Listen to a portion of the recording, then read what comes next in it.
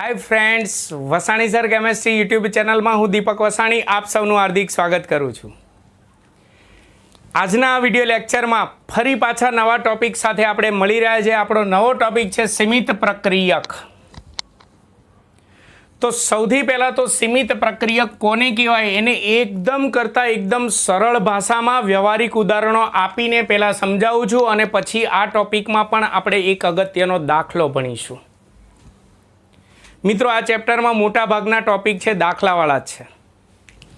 तो सौथी पहला सीमित प्रक्रियक कोने कहेवाय टूंक में समजावीशुं, पछी एनो आपणे दाखलो भणवा जई रह्या छीए। तो आ टॉपिक ने व्यवस्थित समझवा माटे मारा विडियो लेक्चर ने छेक एंड सुधी जोवानुं भूलता नहीं। छेल्ले मारो विडियो तमने केवो लाग्यो तेना विषे तमे जरूरथी कमेंट करजो। मारा विडियो ने लाइक अने सब्सक्राइब करवानुं भूलता नहीं। तो चालो आपणे भणीए सीमित प्रक्रियक। हवे घणी वखत आपणे रासायणिक प्रक्रिया करीए त्यारे प्रक्रियकोनो जत्थो जे होय ए जत्थो आपणे मोल में लीधो होय, ग्राम में लीधो होय के पछी एसटीपी वायु होय तो लीटर में लीधो होय। ए प्रक्रियकोनो जत्थो आपणे संतुलित समीकरण मुजब आपणे होतो नथी घणी वखत। एटले शुं जोय तमने उदाहरण आपू, तमारी थियरी में उदाहरण नहीं आपवाना। आ शब्द सीमित प्रक्रियक शब्द समझवा माटे हूँ बे उदाहरण आपू छुं। दाखला तरीके हाइड्रोजन अने ऑक्सीजन आ बंने वच्चे प्रक्रिया थाय तो पाणी बने छे। चलो पहला तो आ समीकरण ने आपणे संतुलित करो। संतुलित करी एटले अहींया 2 लखवानुं थशे ने अहींया 2 लखवानुं थशे। हवे संतुलित करता तमने आवडशे।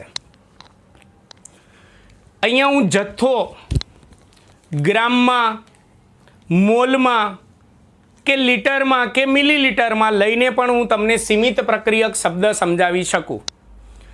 चलो अत्यारे हूँ मिलीलीटर में लईने समजावुं अथवा हाँ मिलीलीटर में लईने समजावुं, गमे तेमां लई शकाय। तो पहला तमे जुओ अहींया आगळ 2 छे अने आनी आगळ केटला छे 1। एटले रासायणिक संतुलित रासायणिक समीकरण मुजब ऑक्सीजन करता हाइड्रोजन बमणो लेवो पड़े। पाणी बनाववा माटे ऑक्सीजन करता हाइड्रोजन बमणो लेवो पड़े। ऑक्सीजन करता हाइड्रोजन बमणो लेवो पड़े। ऊंधुं बोलूं तो हाइड्रोजन करता ऑक्सीजन अर्धो लेवो पड़े। अहींया 2 छे अहींया 1 छे एटले। तो धारो के संतुलित समीकरण मुजब हाइड्रोजन बमणो लेवो पड़े, ऑक्सीजन एना करता अर्धो लेवो पड़े। पण घणी वखत आपणे प्रक्रियकोनो जत्थो आ रीते नथी लेता। धारो के हूँ आ रीते लઉં છું। अहींया हाइड्रोजन जे छे हूँ 100 मिलीलीटर लઉં છું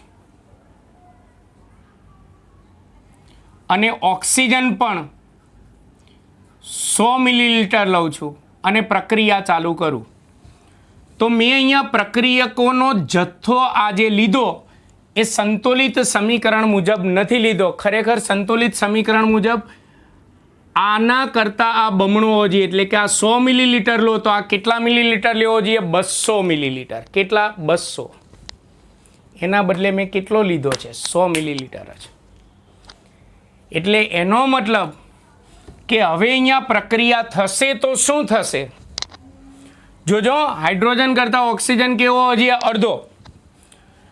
तो एनो अर्थ एवो थयो के आना 100 मिलीलीटरनी साथे आना 100 मिलीलीटर प्रक्रिया में वपराशे नहीं, कारण के हाइड्रोजननी सामे ऑक्सीजन अर्धानी ज जरूर छे। तो आना 100 मिलीलीटर मांथी 50 मिलीलीटर जे छे ए आनी साथे प्रक्रिया करवामां वपराई जशे अने बाकीनो 50 मिलीलीटर ऑक्सीजन वधारानो पड्यो रहेशे। आ पड्यो रहेशे एटले टूंकमां अहींया मैं ऑक्सीजन जे छे एनो जत्थो जरूर करता वधारे लीधो तो अने हाइड्रोजननो जत्थो जरूर करता मैं ओछो लीधो छे। तो अहींया थाय छे शुं के आना करता ऑक्सीजन अर्धो जोईए तो आना 100 मिलीलीटरनी सामे आमांथी 50 मिलीलीटर ऑक्सीजन वपराई जशे। आना 100 मिलीलीटर वपराई गया अने आना 50 मिलीलीटर वपराई गया एटले प्रक्रिया हवे बंध थई जशे। ઓક્સિજન ભલે 50 મિલીલીટર પડ્યો રહ્યો, પણ હવે પ્રક્રિયા આગળ નહીં થઈ શકે, નિપજનું ઉત્પાદન સીમિત થઈ ગયું. કેમ? કારણ કે ઓક્સિજન છે પણ હાઇડ્રોજન ખલાસ થઈ ગયો છે. તો અહીંયા જેનો જથ્થો આપણે વધારે પડ્યો રહે એને સીમિત પ્રક્રિયક ના કહેવાય, પણ જે પ્રક્રિયકનો જથ્થો ખલાસ થઈ ગયો, એ ખલાસ થઈ ગયા પછી નિપજનું ઉત્પાદન સીમિત થઈ જશે, એટલે કે પ્રક્રિયા અટકી જશે. તો પ્રક્રિયામાં નિપજનો જથ્થાનું ઉત્પાદન સીમિત કોણ કરે છે? જે ખલાસ થઈ ગયો, જે જરૂર કરતાં ઓછો લીધો છે, ખલાસ થઈ ગયો છે, એને કહેવાશે સીમિત પ્રક્રિયક. એટલે અહીંયા હાઇડ્રોજનને કહેવાશે સીમિત પ્રક્રિયક. જે વધારે જરૂર કરતાં વધારે લીધો છે તો પડ્યો રહેશે, એ ખલાસ નથી થઈ ગયો. તો આપણે આ પહેલા ઉદાહરણમાં હાઇડ્રોજનને કહેવાશે સીમિત પ્રક્રિયક. જો હું તમને એક વ્યવહારુ ઉદાહરણ આપું, સમજજો. આ માત્ર હસી મજાક માટે છે અને તમને આ ઉદાહરણ દ્વારા સીમિત પ્રક્રિયક શબ્દ સમજાઈ જાય એના માટે છે. ધારો કે સમૂહ લગ્નોત્સવ છે, 5 વરરાજા જાન જોડીને આવે છે.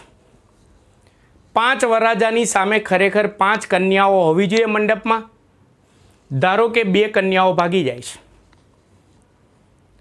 તો 5 વરરાજા આવ્યા છે, તો સામે વધી છે કેટલી કન્યા? 3 જ. તો એનો મતલબ કે આ 5માંથી 5 3 સાથે લગ્ન થશે? ના. આ 5 આવ્યા છે, આ જથ્થો વધારે છે, આ ઘટ્યો છે. આ 5માંથી 3 વરરાજા છે, એ આ 3 કન્યા સાથે પ્રક્રિયા કરશે, તો 2 વરરાજા વધારાના પડ્યા રહ્યા.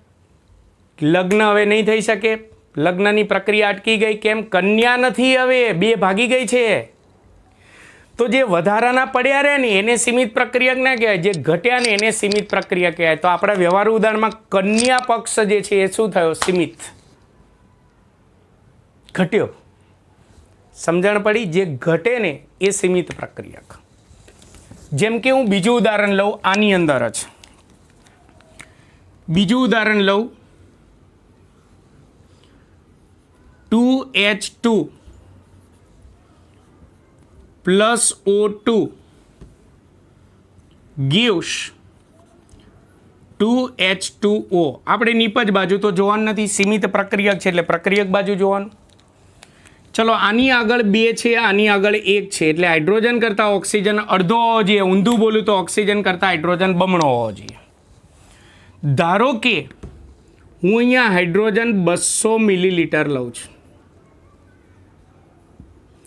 અને ઓક્સિજન 50 મિલીલીટર લઉં છું. ટૂંકમાં મેં અહીંયા પ્રક્રિયકોનો જથ્થો જે છે સંતુલિત સમીકરણ મુજબ નથી લીધો, એટલે કે આના કરતાં અડધો જે લીધો નથી. ખરેખર આ 200 મિલીલીટર છે, તો આમે કેટલા મિલીલીટર લેવો જોઈએ? 100 લેવો જોઈએ. પણ મેં સંતુલિત રાસાયણિક સમીકરણ મુજબ પ્રક્રિયકનો જથ્થો લીધો નથી. તો હવે આવા સંજોગોમાં શું થશે? જો આના 50 મિલીલીટર, 1 છે આગળ 2 છે, એટલે આના કરતાં બમણો હોવો જોઈએ. તો આના 50 મિલીલીટરની સાથે આના 100 મિલીલીટર પ્રક્રિયા કરશે. 200 મિલીલીટરમાંથી 100 મિલીલીટર પ્રક્રિયા કરવામાં વપરાઈ જશે. આના 50 મિલીલીટર વપરાઈ જશે. હવે આના 100 મિલીલીટર વધ્યા છે, આમ છતાં પ્રક્રિયા નહીં થાય. કેમ?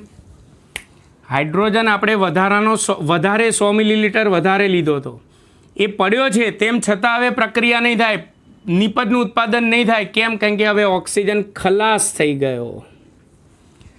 તો આ ઉદાહરણમાં આપણે નિપજના ઉત્પાદનને સીમિત કોણે કર્યું? જે ખલાસ થઈ ગયો ને, ઓક્સિજને.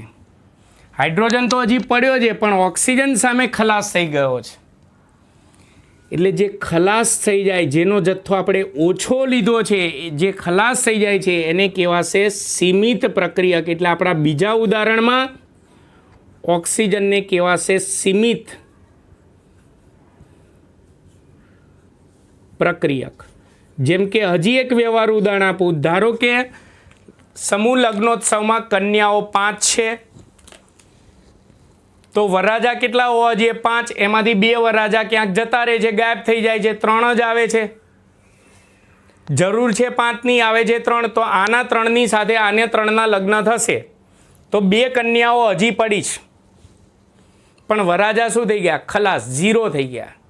તો હવે લગ્નની પ્રક્રિયા અટકી જશે ને કોના લીધે અટકી? જે ઘટ્યા ને એના લીધે અટકી, વરરાજાના લીધે અટકી. એ ઓછા છે, જે વધ્યા છે એના લીધે નથી અટકી. તો જે ઘટ્યો ને એને શું કહેવાશે? સીમિત પ્રક્રિયક. એવું રાસાયણિક પ્રક્રિયા. ક્લિયર? એટલે આપણે ઘણી વખત પ્રક્રિયકોનો જથ્થો આ સમતોલિત રાસાયણિક સમીકરણ મુજબ નથી લેતા. અમુક પ્રક્રિયકનો જથ્થો વધારે લઈએ છીએ, અમુક પ્રક્રિયકનો જથ્થો ઓછો લઈએ છીએ. તો જે ઓછો જથ્થો હોય એ પ્રક્રિયા દરમિયાન ખલાસ થઈ જાય એટલે નિપજનું ઉત્પાદન સીમિત થઈ જશે. તો એ જે ખલાસ થઈ જાય એને કહેવાશે સીમિત પ્રક્રિયક કહેવાય છે. મિત્રો, સીમિત પ્રક્રિયકની થિયરી તમને અપ ટુ ડેટ ખ્યાલ આવી ગઈ હશે. મેં વ્યવહારુ ઉદાહરણ પણ આપ્યું. હંમેશા એટલું યાદ રાખવાનું, જેનો જથ્થો વધારે હોય એ પડ્યો રહેશે વધારાનો, પણ જેનો જથ્થો ઓછો લીધો છે એ ખલાસ થઈ જશે, ત્યાંથી પ્રક્રિયા અટકી જશે. એટલે જે ખલાસ થઈ જાય ને એ સીમિત પ્રક્રિયક. તો ચાલો આપણે આના ઉપરથી આપણે એક ચોપડીનો મોસ્ટ આઈએમપી 3 ગુણનો દાખલો ભણીશું.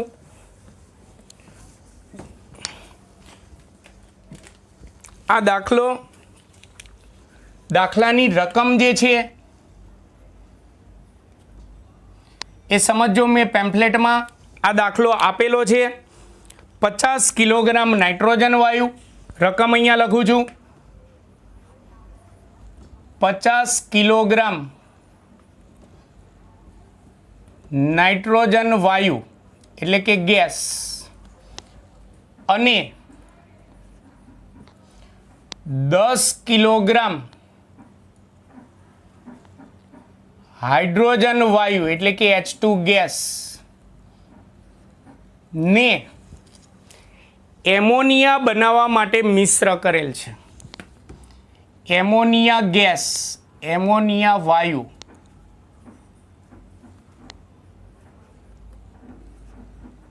બનાવવા માટે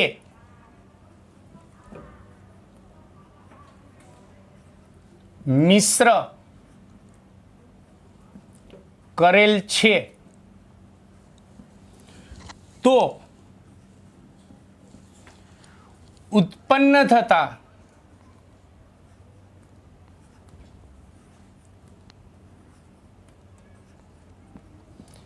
એમોનિયાનો જથ્થો, એમોનિયા વાયુ, એમોનિયા ગેસ નો જથ્થો કહું એટલે ગ્રામ અથવા કિલોગ્રામમાં. આ બંને કિલોગ્રામમાં આપ્યું છે તો એમોનિયા આપણે કિલોગ્રામમાં જ શોધવાનો. એમોનિયાનો જથ્થો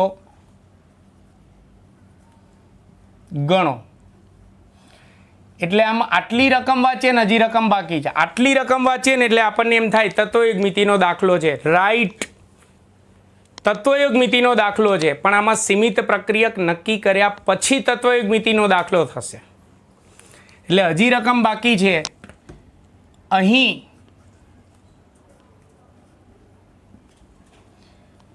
સીમિત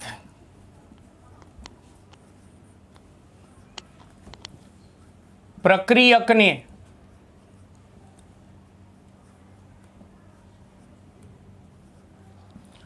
ઓળખી બતાવો. ઓળખી બતાવો. તો હંમેશા આવા દાખલામાં પહેલા સીમિત પ્રક્રિયકને ઓળખવાનો, પછી નિપજનો જથ્થો આપણે ગણીશું. એટલે કે પછી તત્વયુગ મિતિનો દાખલો થશે. તો સૌથી પહેલા આપણે સીમિત પ્રક્રિયકને ઓળખવો હોય તો પહેલા આપણે પ્રક્રિયકો જે છે નાઇટ્રોજન અને હાઇડ્રોજન, નિપજ છે એમોનિયા, તો પહેલા પ્રક્રિયકનો જથ્થો જે કિલોગ્રામમાં આપ્યો છે એને મોલમાં શોધીશું. મોલનું સૂત્ર આપણે જાણીએ છીએ. મોલ બરાબર પદાર્થનું વજન ભાગ્યા આણ્વીય દળ. પદાર્થનું વજન ભાગ્યા આણ્વીય દળ. આણ્વીય દળ શોધતા આવડવા જોઈએ મૌખિક. હવે તો સૌથી પહેલાં નાઇટ્રોજન કિલોગ્રામમાં છે, હાઇડ્રોજન કિલોગ્રામમાં છે. પહેલાં એને આપણે મોલમાં ફેરવીશું. બીજું, મોલના સૂત્રમાં જે વજન આવે છે ગ્રામમાં હોવું જોઈએ. તો ચલો પહેલાં હું નાઇટ્રોજનના મોલ શોધું. સીમિત પ્રક્રિયક પહેલાં નક્કી કરવો છે, આ યાદ રાખજો. પછી આપણે એમોનિયાનો જથ્થો ગણીશું. સૌથી પહેલાં તો નાઇટ્રોજન N2 ના મોલ બરાબર વજન ભાગ્યા આણ્વીય દળ. તો રકમમાં નાઇટ્રોજનનું વજન કેટલું આપ્યું છે? 50 કિલોગ્રામ. પણ વજન શામાં હોવું જોઈએ? ગ્રામમાં. તો 50 કિલોગ્રામને ગ્રામમાં ફેરવા માટે 1000 વડે ગુણી નાખું. 1000 ભાગ્યા તેનું આણ્વીય દળ, નાઇટ્રોજનનું આણ્વીય દળ શોધું N2. નાઇટ્રોજનનું પરમાણ્વીય દળ 7 એટલે 7 દુ 14 થશે. હું કેલ્ક્યુલેટરમાં 50 ભાગ્યા 14 કરું છું. કેલ્ક્યુલેટરમાં 50 ભાગ્યા 14 કરું 3.571 આવશે. સોરી મારી ભૂલ છે. નાઇટ્રોજનનું પરમાણ્વીય દળ 14 છે એટલે 14 દુ 28. એટલે અહીંયા આણ્વીય દળ કેટલું થશે? 28 થશે. તો હું કેલ્ક્યુલેટરમાં 50 ભાગ્યા 28 કરું છું. 50 ભાગ્યા 28 એટલે 1.785. 1.785 અને પછી પાછળ પાછો 7 આવે છે. અહીંયા 5 કરતાં વધારે હોય તો આ દૂર કરીને આગળ 1 ઉમેરવાના, આપણે કહેલું જ. એટલે 786 કરી નાખું. ગુણ્યા 1000 છે. 1000 એટલે કે 10³ ઘાત મોલ.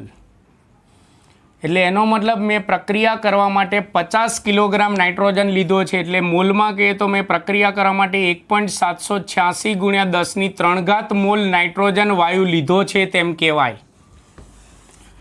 ક્લિયર? ચલો આ રીતે હાઇડ્રોજનના મોલ શોધીએ. હાઇડ્રોજન H2 ના મોલ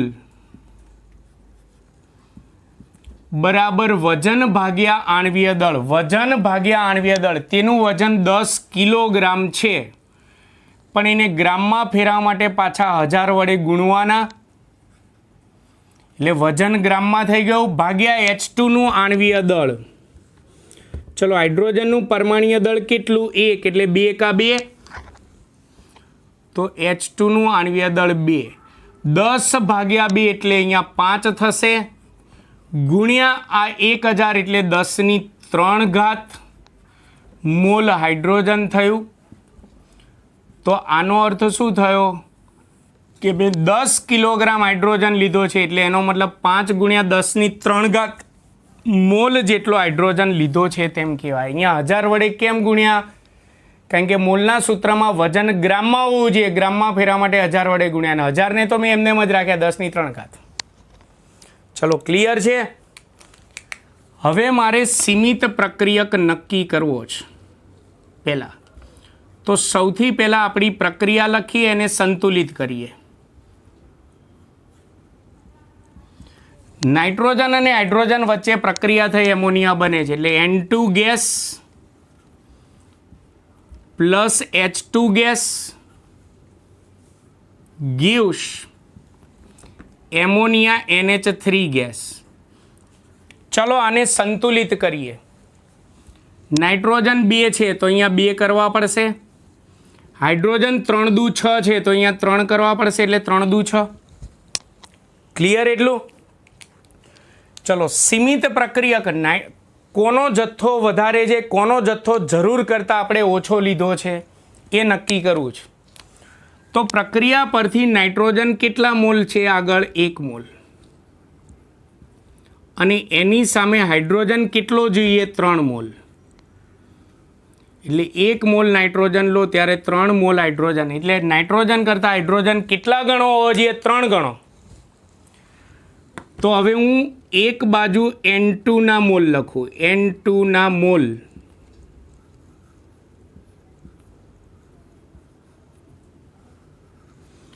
અને એક બાજુ H2 ના મોલ લખું. જોજો બરાબર. આ બંને મોલ આપણે લીધા છે, એમાંથી કોના મોલ ઘટશે, કોનો જથ્થો ઘટશે એ નક્કી કરવું. સીમિત પ્રક્રિયક નક્કી કરવો છે.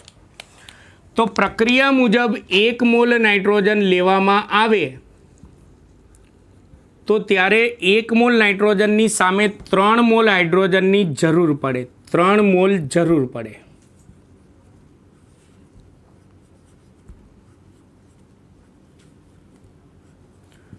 તો માટે આપણે પ્રક્રિયા કરવા માટે નાઇટ્રોજન કેટલા મોલ લીધો છે? તો 1.786 ગુણ્યા 10³ મોલ નાઇટ્રોજન લેવામાં આવે તો ત્યારે એની સામે હાઇડ્રોજન કેટલા મોલની જરૂર પડે? આપણે હાઇડ્રોજન ભલે આટલો લીધો પણ જરૂર કેટલી પડે એ શોધીએ. તો માટે જરૂરી H2 ના મોલ મળશે. અહીંયા ઘણાને એમ થાય સાહેબ H2 ના મોલ તો આપણે શોધ્યા, પણ આ આપણે લીધેલા મોલ છે, પણ આપણે જરૂર કેટલા છે એમાંથી. તો આ બંનેનો ગુણાકાર ભાગ્યા 1 લખવાની જરૂર નથી, એટલે આ બંનેનો ગુણાકાર કરવો પડશે. એટલે 1.786 ગુણ્યા 10³ ગુણ્યા 3 છેદમાં 1 લખવાની જરૂર નથી, એટલે H2 ના કેટલા મોલની જરૂર પડશે? તો આપણે કેલ્ક્યુલેટરમાં 1.786 ગુણ્યા 3 કરીશું, એટલે 5 આવો જવાબ આવે છે. 5.358 જવાબ આવે છે. છેલ્લો આંકડો હું કાઢી નાખું, 5 કરતાં વધારે છે તો આમાં 1 ઉમેરી દો એટલે 5.36 લખાશે. તો અહીંયા આ બંનેનો ગુણાકાર 5.36 ગુણ્યા 10³ મોલ હાઇડ્રોજનની જરૂર પડે. તો એનો મતલબ આટલા મોલ નાઇટ્રોજન લો તો એની સામે આટલા મોલ હાઇડ્રોજનની જરૂર પડે. એના બદલે આપણે હાઇડ્રોજન જો કેટલા મોલ લીધો છે આટલી જરૂર પડે, એના બદલે આપણે ઓછા મોલ લીધા. જો 5 વરરાજા હોય તો સામે 5 કન્યાની જરૂર પડે, એના બદલે મેં 3 જ કન્યા લીધી છે, તો એનો મતલબ કન્યા મેં ઓછી લીધી છે. એટલે અહીંયા આટલા મોલની સામે આટલા મોલની જરૂર પડે, 5.36 ગુણ્યા 10³ મોલની જરૂર પડે, એના બદલે મેં ઓછો હાઇડ્રોજન લીધો 5 ગુણ્યા 10³ મોલ. એટલે એનો મતલબ પ્રક્રિયા દરમિયાન કોણ ખલાસ થઈ જશે? જરૂર કરતાં ઓછો લીધો હોય તે. જરૂર છે આટલાની, લીધો છે આટલો, તો એનો મતલબ હાઇડ્રોજનના મોલ આપણે ઓછા લીધા છે, હાઇડ્રોજનનો જથ્થો ઓછો લીધો છે, એટલે હાઇડ્રોજન પ્રક્રિયા દરમિયાન ખલાસ થઈ જશે. એટલે હાઇડ્રોજન શું થશે? સીમિત પ્રક્રિયક. જરૂર કરતાં ઓછો લીધો હોય ને એ સીમિત પ્રક્રિયક કહેવાય. તો અહીંયા લખવું પડે પ્રશ્ન દાખલામાં કે માટે હાઇડ્રોજન વાયુ નો જથ્થો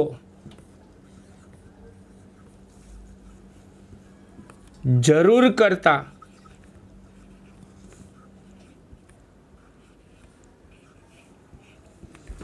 ઓછો લીધેલ હોવાથી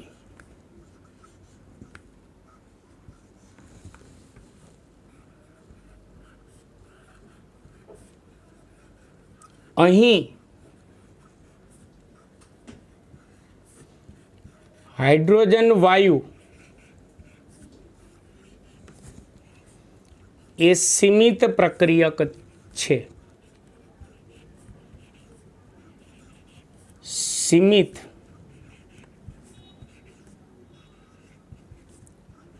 પ્રક્રિયક છે. સમજણ પડી? 5 વરરાજાની, જો હું વ્યવહારનું રીતે 5 વરરાજાની સામે 5 કન્યાની જરૂર છે, એના બદલે મેં 3 જ લીધી છે, ઓછી લીધી છે. એટલે હાઇડ્રોજન જરૂર છે એટલો ઓછો લીધો છે, એટલે હાઇડ્રોજન એ સીમિત પ્રક્રિયા કહેવાશે. જરૂર કરતાં ઓછો લીધો હોય ને એ ખલાસ થઈ જાય એટલે ત્યાંથી પ્રક્રિયા અટકી જાય, એના કારણે પ્રક્રિયા અટકી જાય એટલે એ સીમિત પ્રક્રિયક. ચલો, સીમિત પ્રક્રિયકને ઓળખી બતાવ્યો. હવે આપણે એમોનિયાનો જથ્થો ગણવાનો છે, એમોનિયા કેટલો ઉત્પન્ન થાય તે ગણવાનો છે. એટલે એનો મતલબ હવે તત્વયુગ્મિતિનો દાખલો થયો. તો એના માટે તત્વયુગ્મિતિના દાખલામાં યાદ કરો, પહેલાં આપણે શું લખતા હતા? પ્રક્રિયા. ફરીવાર લખો. હવે આપણે પ્રક્રિયા લખીએ. Nitrogen plus hydrogen gives ammonia. એમોનિયાનો જથ્થો ગણવાનો છે, એટલે કે આ કિલોગ્રામમાં છે, એટલે એમોનિયા કિલોગ્રામમાં ગણવાનું. કિલોગ્રામમાં ગણતા પહેલાં ગ્રામમાં શોધવાનું. ગ્રામમાં શોધો હોય તો પહેલાં મોલમાં શોધો. ચાલો જોઈએ. પહેલાં તો નાઇટ્રોજનના મોલે જાણીએ છીએ, નાઇટ્રોજનના મોલે જાણીએ છીએ. એમોનિયાનો જથ્થો શોધવાનો છે. તો હંમેશા યાદ રાખજો, નિપજ તો ચલો આપણે શોધવાની છે, પણ પ્રક્રિયકમાં બંને પ્રક્રિયકનો જથ્થો જાણતા હો ને તો નિપજનો જથ્થો આ બંનેમાંથી જે સીમિત હોય ને એના પરથી નક્કી કરવાનો. નિપજનો જથ્થો આ બંનેમાંથી જે સીમિત હોય ને એના ઉપરથી નક્કી કરવાનો. આપણે અહીંયા સીમિત કોણ છે? હાઇડ્રોજન. તો અહીંયા એમોનિયાનો જથ્થો કોના મોલ ઉપરથી ગણતરી કરવાની? હાઇડ્રોજનના મોલ ઉપરથી ગણતરી કરવાની, નાઇટ્રોજનના મોલ ઉપરથી નહીં. જે સીમિત હોય ને એના ઉપરથી નિપજનો જથ્થો ગણવાનો. તો ચલો પહેલાં પ્રક્રિયા મુજબ હાઇડ્રોજન કેટલા મોલ છે? 3 મોલ. 3 મોલ હાઇડ્રોજન લઈએ તો પ્રક્રિયા મુજબ એમોનિયા કેટલા મોલ ઉત્પન્ન થાય? આગળ 2 છે તો 2 મોલ એમોનિયા ઉત્પન્ન થાય. 2 મોલ એમોનિયા ઉત્પન્ન થાય. તો હવે આપણે તત્વયુગ મિતિમાં યાદ કરો, ગણતરી કરીએ. હાઇડ્રોજનના મોલ જાણીએ છીએ આપણે, આટલો હાઇડ્રોજન લીધો છે. તો H2 ના મોલ જે જાણતા હોઈએ એને ડાબી બાજુ લખો. એમોનિયાનો જથ્થો શોધવાનો છે, જે શોધવાનો એને જમણી બાજુ લખો. એમોનિયાના મોલ જમણી બાજુ લખો. હવે સ્ટેપ 3 મોલ પ્રક્રિયા મુજબ 3 મોલ હાઇડ્રોજન લેવામાં આવે તો ત્યારે 2 મોલ એમોનિયા ઉત્પન્ન થાય. તો માટે આપણે હાઇડ્રોજન 3 મોલના બદલે કેટલા મોલ લીધા છે? 5 × 10⁻³ આ નહીં લખવાના, આ તો જરૂર છે. ખરેખર આપણે લીધો છે કેટલો? આટલો નથી લીધો, આપણે હાઇડ્રોજન આટલા મોલ લીધા છે. એટલે લખવાનું લીધો હોય ને એટલા મોલ લખવાનું. 5 × 10⁻³ મોલ હાઇડ્રોજન અહીંયા લેવામાં આવે તો અહીંયા એમોનિયા કેટલા મોલ ઉત્પન્ન થાય? પ્રક્રિયા મુજબ 3 મોલે 2 મોલ ઉત્પન્ન થાય. તો માટે આપણે અહીંયા 5 × 10⁻³ મોલ લઈએ તો અહીંયા કેટલા મોલ એમોનિયા ઉત્પન્ન થાય તે આપણે શોધવાનું. એટલે આપણને ઉત્પન્ન થતા એમોનિયાના મોલ મળશે. ઉત્પન્ન થતા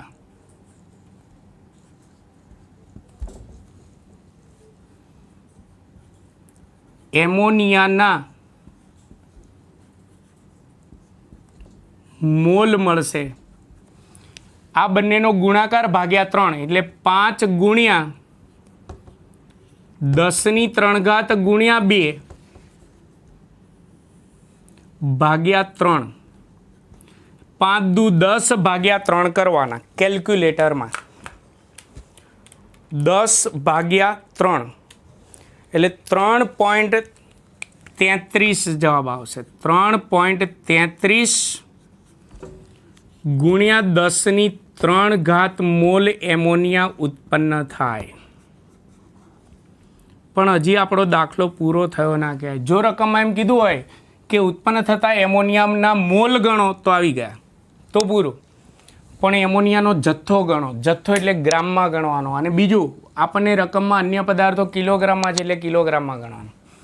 તો આ મોલને આપણે પહેલાં ગ્રામમાં ફેરવીશું. વજન, આપણે એમોનિયાના વજનની જરૂર છે, મોલની જરૂર નથી. તો માટે ઉત્પન્ન થતા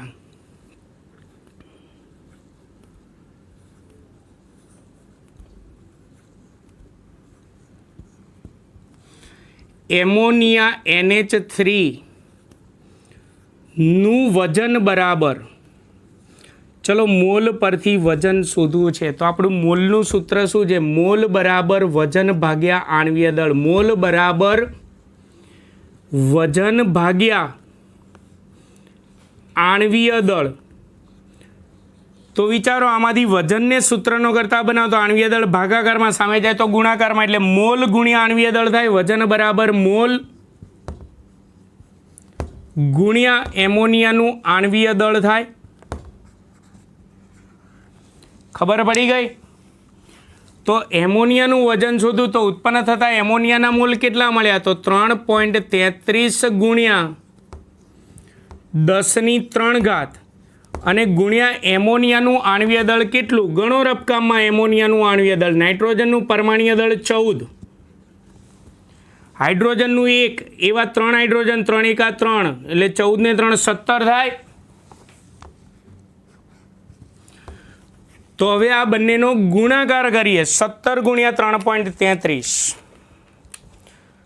17 ગુણ્યા 3.33 એટલે 56.61 જવાબ આવશે. 56.61 ગુણ્યા 10³ પણ મોલ પરથી વજન શોધ્યું ને ગ્રામમાં આવે, ગ્રામમાં. તો ઉત્પન્ન થતા એમોનિયાના મોલ પરથી ઉત્પન્ન થતા એમોનિયાનું વજન પણ આપણને અન્ય પદાર્થો શામાં આપ્યા છે? કિલોગ્રામમાં. તો એમોનિયા પણ કિલોગ્રામમાં હોવો જોઈએ. તો 1 કિલોગ્રામ બરાબર 1000 એટલે કે 10³ ગ્રામ થાય. તો કિલોગ્રામને ગ્રામમાં ફેરવાય તો 10³ વડે ગુણવા પડે. તો એનાથી ઉલટું ગ્રામને કિલોગ્રામમાં ફેરવાય તો 10⁻³ વડે ગુણવા પડે. તો ગ્રામને કિલોગ્રામમાં ફેરવવા માટે તમે અહીંયા 10⁻³ વડે ગુણો તો આધાર સરખો હોય તો ઘાતાંકોનો સરવાળો થાય એટલે 3 - 3 એટલે 0, 10⁻0 એટલે 1, કોઈ પણ સંખ્યાની 0 એટલે 1 એટલે આ ઉડી ગયું. તો કિલોગ્રામમાં જવાબ શું થશે? 56.61 કિલોગ્રામ એમોનિયા વાયુ ઉત્પન્ન થશે. એટલે ગ્રામમાં આટલા ગ્રામ ઉત્પન્ન થાય, કિલોગ્રામમાં આટલા કિલોગ્રામ ઉત્પન્ન થાય, મોલમાં આટલા મોલ ઉત્પન્ન થાય. એટલે આમાં અડધો દાખલો સીમિત પ્રક્રિયક નક્કી કરવામાં ગયો અને પછી બાકીનો અડધો દાખલો આપણે તત્વયોગમિતિનો દાખલો થયો. પણ તત્વયોગમિતિના દાખલામાં ધ્યાન રાખવા, નિપજનો જથ્થો શોધવો હોય ગ્રામમાં કે કિલોગ્રામમાં કે મોલમાં, તો સામે બંને પ્રક્રિયકના મોલ જાણતા હોય ને તો એમાંથી સીમિત પ્રક્રિયકના મોલ પરથી નક્કી કરવાનું. કારણ કે નિપજ સીમિત પ્રક્રિયક જ્યાં સુધી હશે ને ત્યાં સુધી જ નિપજ બનવાની છે, પછી નિપજ બનતી અટકી જવાની છે. એટલે નિપજનો જથ્થો હંમેશા આ બેમાંથી સીમિત પ્રક્રિયક હોય ને એના મોલ પરથી નક્કી કરવાના. આપણે અહીંયા હાઇડ્રોજન સીમિત પ્રક્રિયક છે તો હાઇડ્રોજનના મોલ પરથી નક્કી કર્યા, નાઇટ્રોજનના મોલ પરથી નહીં. ક્લિયર? તો મિત્રો મેં તમને આખો એક ટોપિક ચલાવ્યો, સીમિત પ્રક્રિયક કોને કહેવાય, અને તેનો અગત્યનો 3 માર્ક્સનો દાખલો ચલાવ્યો. આ ચોપડીનો દાખલો છે. જો તમારી પાસે NCERTની જૂની બુક હશે તો ચોપડીના દાખલામાં જવાબમાં લગભગ ભૂલ છે. તો મારો દાખલો ખોટો પાડવો નહીં. ચોપડીના દાખલાની અંદર જવાબમાં પ્રિન્ટિંગ મિસ્ટેક હશે જો જૂની NCERTની બુક હશે તો મિત્રો તમને મારા ટોપિકમાં સંપૂર્ણ ખ્યાલ આવી ગયો હશે. તો તમને મારો વિડીયો લેક્ચર કેવો લાગ્યો તેના વિશે તમે જરૂરથી કમેન્ટ કરો. મારા વિડીયોને લાઈક અને સબસ્ક્રાઈબ કરવાનું ભૂલતા નહીં. નમસ્કાર.